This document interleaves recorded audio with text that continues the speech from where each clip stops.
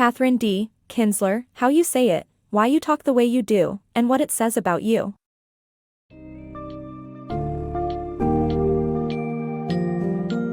As you delve into the pages of How You Say It by KatherineDKinzler, prepare to immerse yourself in the fascinating world of language, speech, and how they intertwine with our identities.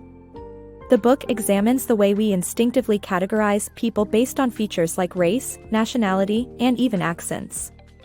With engaging anecdotes and real-life examples, Kinzler demonstrates the subtle social forces that influence our speech patterns. As you explore the book, you will learn about linguistic groupings, vocal inflections, mastering languages at various ages, and the connection between language and identity, as well as prejudice.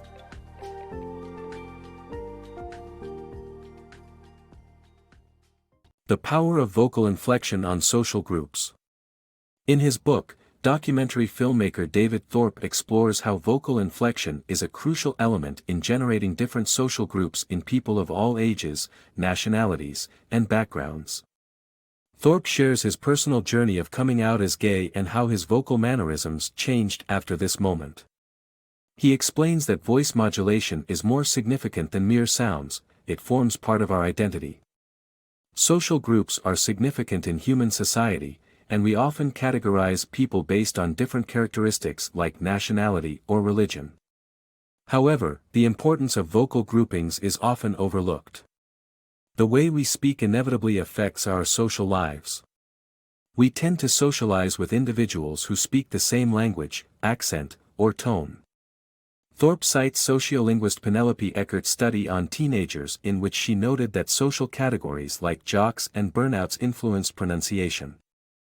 Similarly, different generations have adopted speech patterns such as upspeak and vocal fry, with each generation looking down on the other. These vocal changes are unconscious and merely a reflection of our social groups. In conclusion, this book highlights that vocal inflection is not only an interesting linguistic phenomenon, but it also carries significant social implications. The way we speak influences the formation of social groups, and we often adapt our speech patterns to fit in. Learn a language young. Mastering a new language is easier for children due to the brain's higher malleability. Although adults can acquire a new language with sustained effort, they may never fully grasp all the nuances in pronunciation and grammar. The ability to learn a new language begins to diminish around age 7, and by 20, the decline has leveled out. The younger a person starts learning a language, the easier it is to learn and master it. Studies indicate that individuals' native tongue is always the most natural and emotionally attached language for them. The power and politics of language. In the era of apartheid, language was used as a tool of oppression, driving a deep wedge between people. The importance of language to identity means it can also be a means of forming social bonds. However, linguistic differences can also drive people apart, with accent attitudes fueling stereotypes and linguistic insecurity leading to social barriers. These issues are explored in the context of how language shapes our sense of self and our relationships with others. Speech, our most important identifier. The speech of an individual may be the most significant factor in determining our biases, according to the book. Evidence suggests that biases around language and speech may be more ancient and deeply rooted than any other divide. Many species use vocalizations to differentiate close relationships and social status. Language plays a more critical role in our identity than skin tone or nationality. A study conducted asked individuals to label faces as either German or Italian, where skin tone played a significant role at first. Still, when paired with voice samples, the speech influenced the participants' evaluation. Those who spoke German perfectly regardless of their skin tone were labeled German. The way someone speaks is seen as more essential to their identity than how they look. Therefore, speech might be the most critical factor in determining our biases.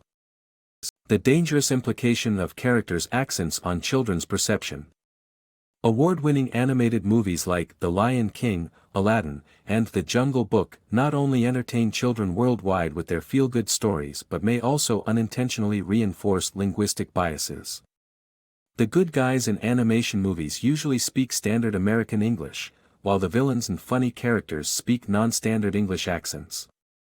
Studies explain that humans tend to develop linguistic biases from a very young age, therefore, repeated exposure to certain voice traits through content can strengthen stereotypes that are hard to erase. Infants demonstrate a preference for their native language, which is also extended to the accent. Children also have an inclination to choose accents similar to theirs over race when picking playmates. So, popular animation movies might unknowingly perpetuate negative stereotypes and send a dangerous message to children. Accent discrimination. Manuel Ferganti had a formidable list of qualifications for his dream job at the Department of Motor Vehicles, but he was denied the position because of his Filipino accent, which the racially biased hiring team misconstrued as a lack of communication skills. As he lost his case for discrimination in court, the book brings to light the prevalence of such bias towards speakers with non-standard accents and how it can lead to adverse outcomes in various areas of life.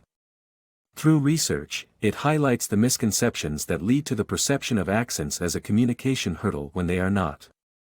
The book calls for an end to this form of discrimination that has severe social and economic implications. The bilingual advantage. Bilingualism is not a disadvantage but rather a cognitive enhancer.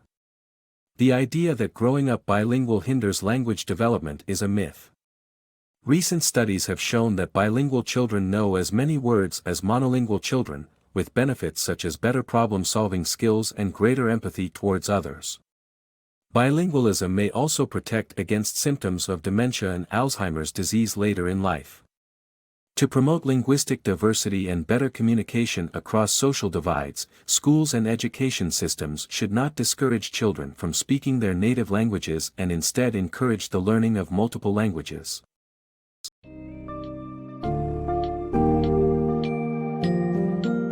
In How You Say It, Katherine Kinzler presents a captivating journey into multifaceted aspects of speech and language, demonstrating their powerful impact on our social lives and identities.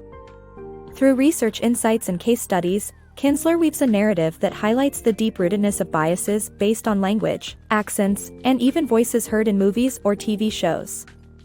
Moreover, the book challenges the monolingual myth while advocating for embracing linguistic diversity, bilingual upbringing, and increased investment in early childhood language programs. By understanding and appreciating the ways in which our speech is shaped, we can bridge social divides and pave the way for clearer communication and stronger connections between individuals and communities.